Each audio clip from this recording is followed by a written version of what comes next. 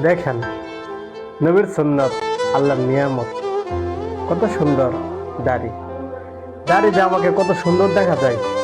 আর দাড়ি ছাড়া দেখবেন, একসময় ছিলাম না দাড়ি ছাড়া। দাড়ি ছাড়া এখনো ভালো লাগে না। দেখেন, আগে যেমন ছিলাম দাড়ি ছাড়া, এই যে দেখেন দাড়ি ছাড়া ঠিক এমনটাই লাগবে। এই যে আমাকে এখন যেমন দেখা যাচ্ছে না, এমনই লাগবে। দাড়ি ছাড়া একটু ভালো দেখা যাবে না।